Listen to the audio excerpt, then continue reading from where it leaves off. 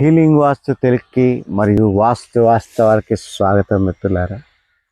గత 15 ఏళ్ళుగా స్థాపత్యవేద ధర్మం మీద అభ్యాసం చేస్తూ మన తెలుగు మాట్లాడే ప్రజలకి యొక్క ధర్మం యొక్క విశిష్టత తెలియచెప్తూ మనం వాడే వాస్తు పద్ధతులు కాకుండా మన యొక్క అంతరంగం మీద పనిచేసేటటువంటి విషయం ఏంటి అనేది తెలియచెప్తూ ప్రాచీన ఆ యొక్క వాస్తు కళ సంపదకి ఈ రోజున అభిరుచులను మేళవించి మండువాల్లో ఎన్ని రకాలైనటువంటి వైవిధ్యాలు చేయాలో ఇది మనం కట్టేటటువంటి 10వ మండువా అండి.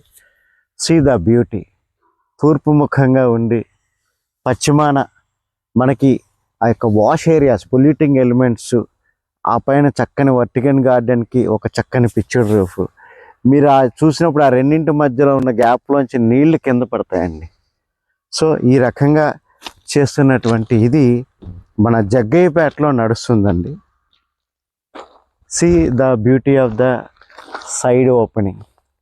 దీని యొక్క ప్రత్యేకత ఏంటంటే ఇది 18 అడుగుల డబుల్ హైట్తో ఉండి మెజనైన్ ఫ్లోర్తో, అంటే పాతకాల పద్ధతుల అటకులు అని చెప్పుకునేవాళ్ళం. అంటే ఈ బెడ్రూమ్స్ పోర్షన్ ఏదైతే కనపడుతుందో ఈ పైన కంప్లీట్గా ఒక స్లాబ్ వేసి ఈ యొక్క పిక్చర్ రూఫ్స్ ఏవైతే ఉన్నాయో ఆ స్పేస్ కింద స్లాబ్ పైన కొంత ఒక 400-500 ఎస్ఎఫ్టీ మనం క్రియేట్ చేయడం ద్వారా ఒక స్టడీ రూమ్ అని చెప్పేసి, ఒక లివింగ్ స్పేసెస్ కింద, వర్క్ స్పేసెస్ కింద ఒక డబుల్ హైట్తో మనం క్రియేట్ చేసాం మిత్రులారా. ఇది మనం ఇంటర్నల్గా వెళ్ళి చూద్దామండి. Thank you.